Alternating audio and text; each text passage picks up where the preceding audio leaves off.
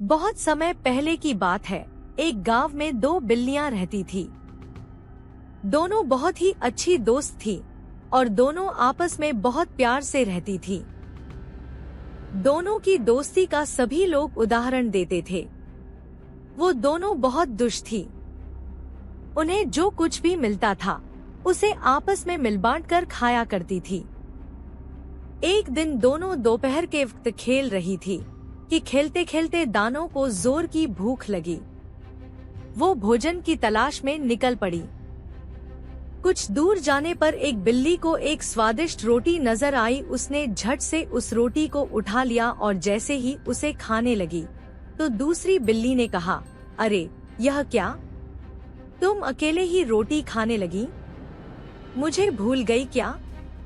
मैं तुम्हारी दोस्त हूँ और हम जो भी खाते हैं आपस में बांटकर ही खाते हैं।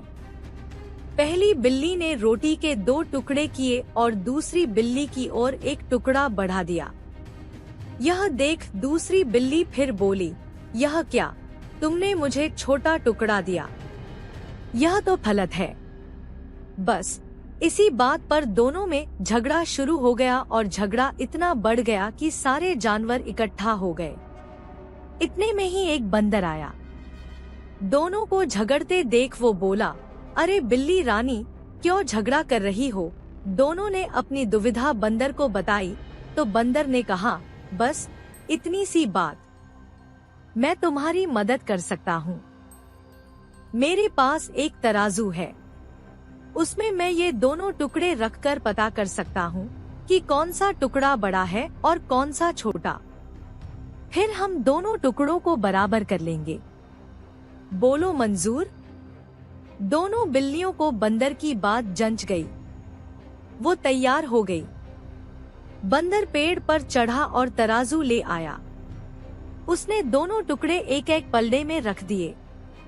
तोलते समय उसने देखा कि एक पलड़ा भारी था तो वो बोला, अरे यह टुकड़ा बड़ा है, चलो दोनों को बराबर कर दूं। और यह कहते ही उसने बड़े टुकड़े में से थोड़ा सा तोड़कर खा लिया।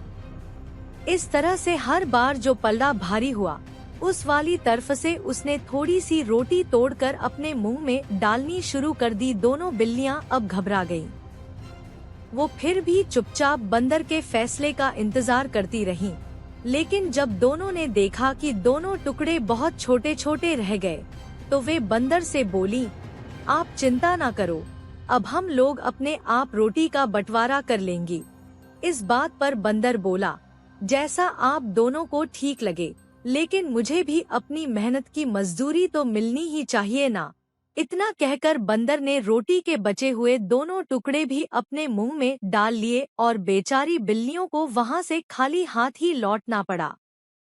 दोनों बिल्लियों को अपनी थलती का एहसास हो चुका था और उन्हें समझ में आ चुका था कि आपस की फूट बहुत बुरी होती है और दूसरे इसका फायदा उठा सकते हैं।